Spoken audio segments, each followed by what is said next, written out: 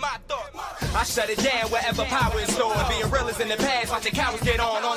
It ain't kill me, so it's making me stronger. And these bite-sized rappers now sensing my... What the hell is going on, people? This is Periodik, and you see the title of the video. We are jumping back into Dragonball Z Dokkan Battle to give you a short summary, a quick lesson, a brief overview of skill orbs, how to use them, and where do you get them. It kind of has to start first with the hidden potential system. Now, the hidden potential system was implemented a few years ago, I believe. It hasn't been too long that it's been around, but it was a way to feed your unused dupes. Let's just say your character was already super attack 10 out of 10.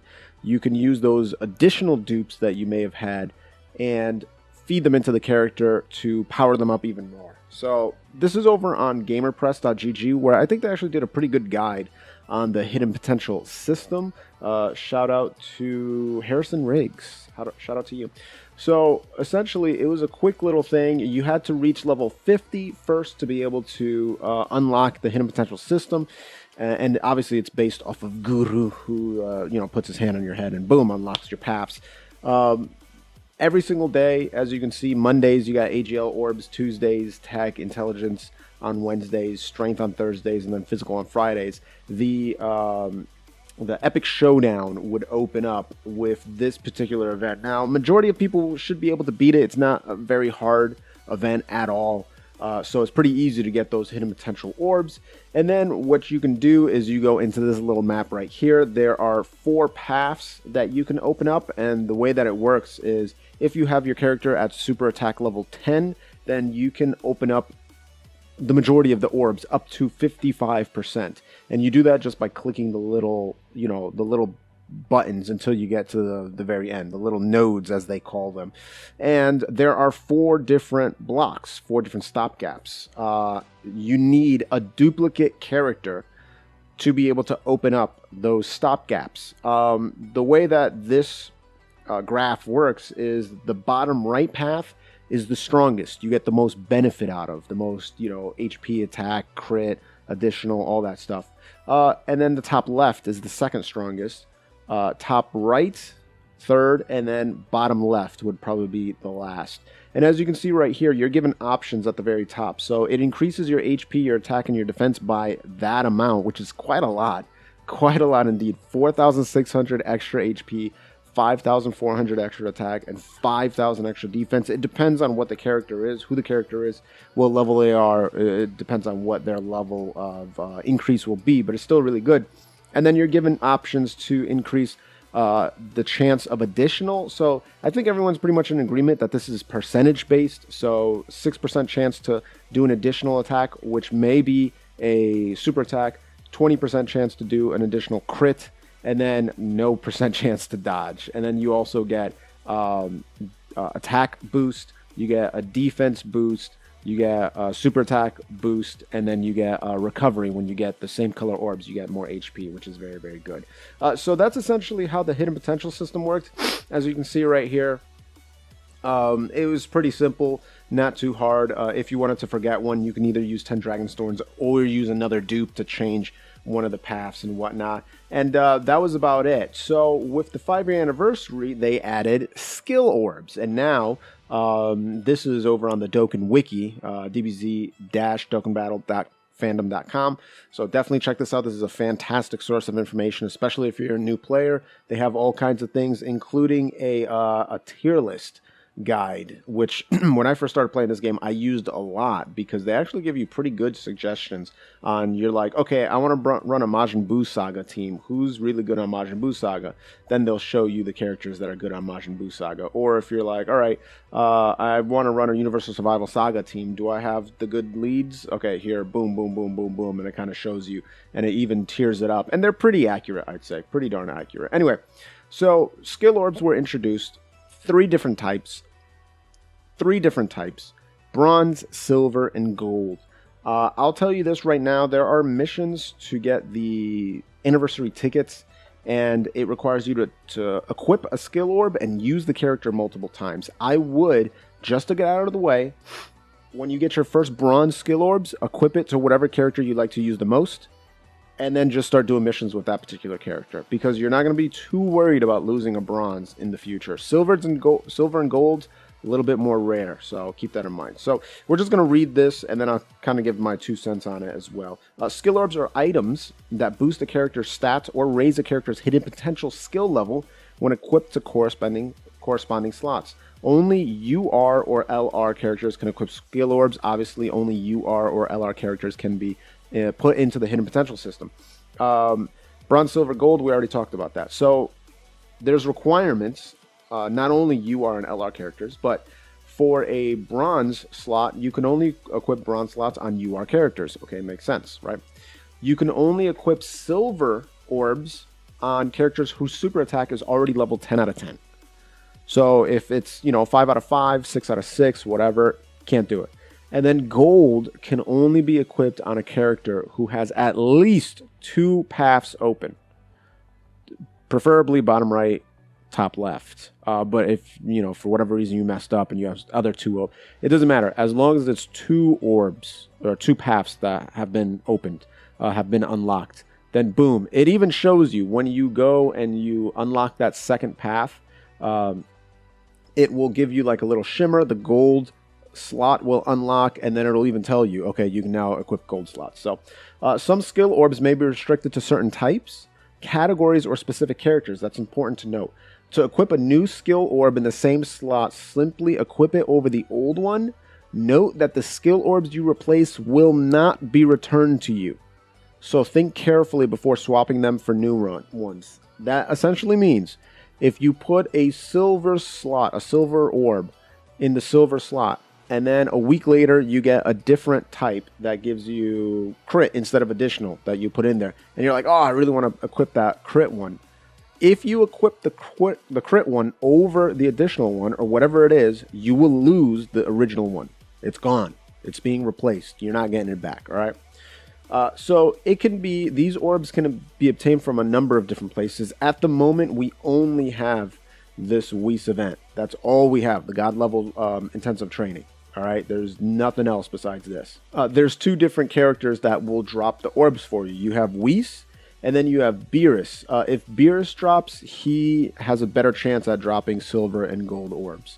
So that's a good thing. But you can do this once a day during the 5-year anniversary, and then when the 5-year anniversary is done, it's once a week, which is pretty sad if you ask me. But anyway, let's keep it going. An event that may be coming to Global Dokkan fairly soon is Explosive Chain Battle. This shockingly might come to Global sooner than it did on JP. So this is an event that came out like 3-4 months after the 5-year anniversary, but the assets are already in Global's files, which is pretty nuts.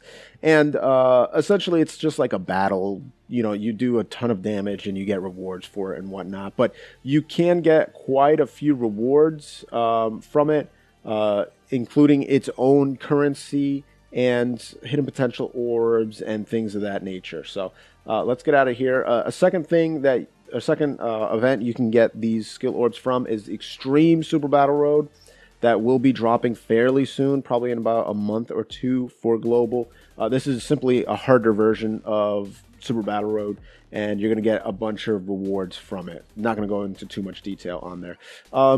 Next is we have a few specific events.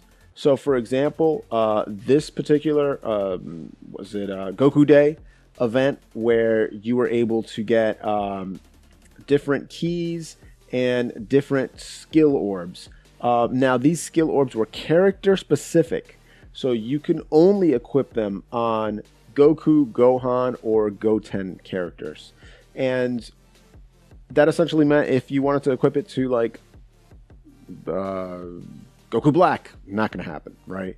Not going to happen. Vegeta, nope, sorry. It's only for these 3 characters.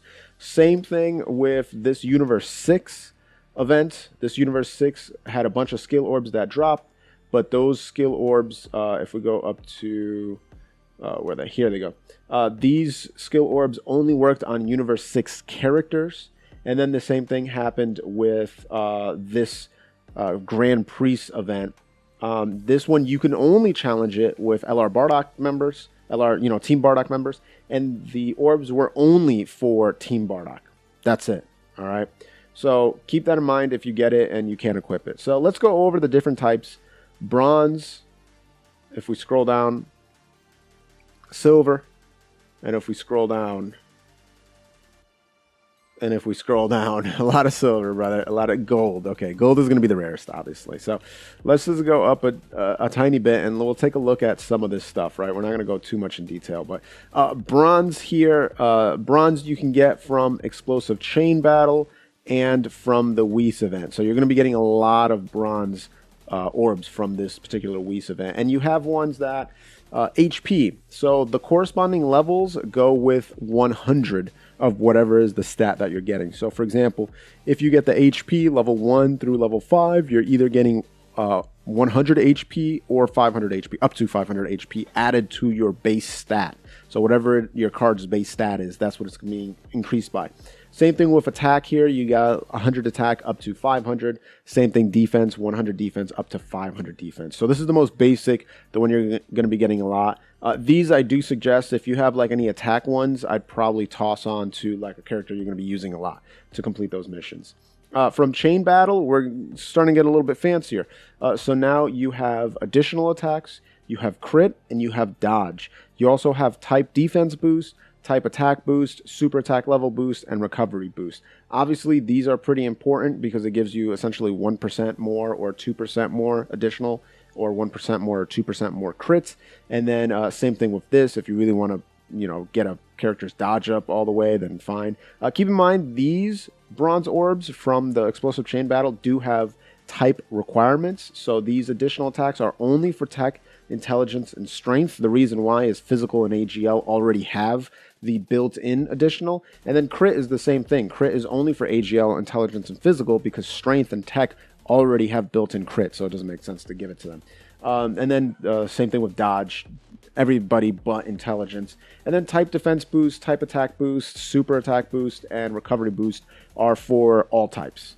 If we keep going to the Bardock, Team Bardock event, you get some good orbs here. And as you can see, these only equipable for Borgos, then for Tora, and then Fasha, and then Bardock, and then Shugesh. So pretty much all the same stuff, right? But the great thing about that is it actually makes Team Bardock really good, and they are essentially at that point able to clear the majority of content in the game. So if you're a free-to-play player, I think I was answering somebody in my comments not too long ago, if you're a free-to-play player, grind out Team Bardock, and then when this Grand Prix event drops, you should be farming the heck out of this Grand Prix event so you can get that Team Bardock as strong as possible, and that will clear you through a ton of content. Particularly, you're getting a free LR. Like, that's pretty nuts. Rainbowed, you know what I mean? So that's very, very good. Okay, so bronze is done. We're moving over to silver. Again, you have to have your super attack 10 out of 10 to be able to equip silver. You're also going to be getting silver from the Whis event and Explosive Chain Battle. This straight up starts with additional attacks. Same requirements, can't be on AGL or physical who get it off rip. Same thing with the crit. And the difference with the silver is it goes up a level.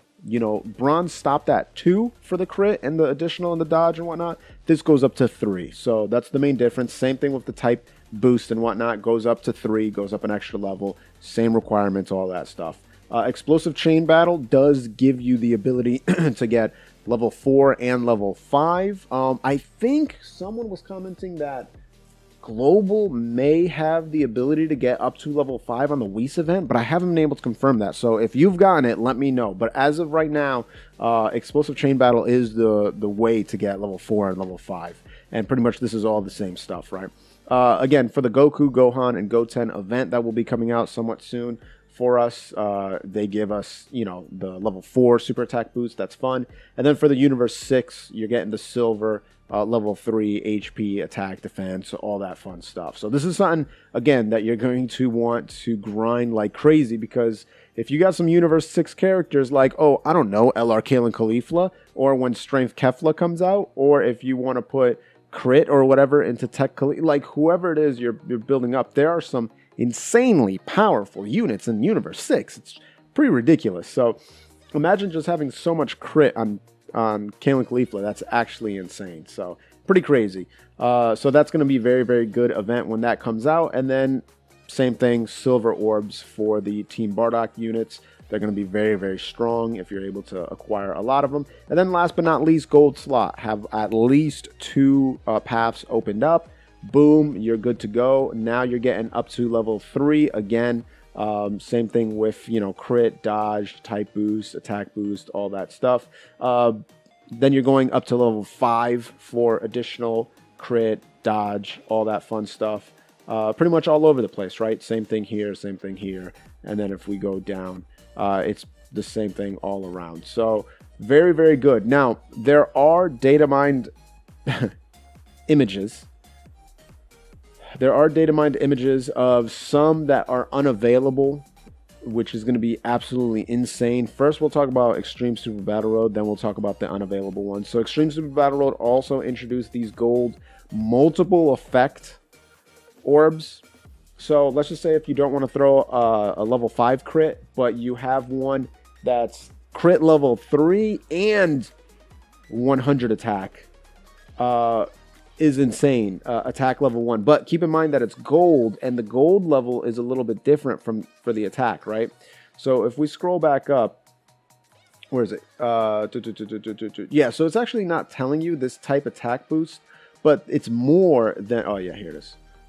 Type attack boost, level 4, level 5. That actually, you know, gives you more and whatnot. So if we scroll all the way down here, the Skill Orbs level is added to the equipped character's hidden potential skill level, and equipped character gets 300 plus attack, right? That's for level 1 since it's gold.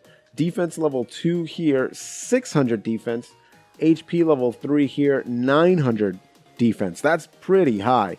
Plus you're getting the 3% additional 3% dodge, 3% crit. Pretty wild in my opinion. And then you have a bunch of others here. So gold HP, gold offense, gold defense. And then you have additional plus dodge, additional plus defense, additional plus attack, additional plus super attack level. You got crit plus super attack level, which is like probably the holy grail, I'd say. Like just a ton of insane orbs that we still haven't gotten yet. But that's pretty much it. If you're wondering who you should equip your skill orbs on, it's really, the answer is who do you play the most, right? Yes, there's like some min-maxing that you can do, like Physical Super Vegito Blue, you want to put all crit in so he can crit when he's doing his counters and his additionals and stuff like that. But like it's really who do you play with the most. That's who you should be putting your skill orbs in. Who's the best characters you have. If you're using them enough, then boom, invest them in there. So that's really the only advice I can give you. If you have any advice or questions for me, leave it down below. I do read every single comment. And while you're down there, if you haven't subscribed to the channel, consider what you're doing for your life. Go ahead and gently rub that sub button, gingerly ring that bell button, lovingly kiss the like button. As always, this is Periodik. See y'all in the next video.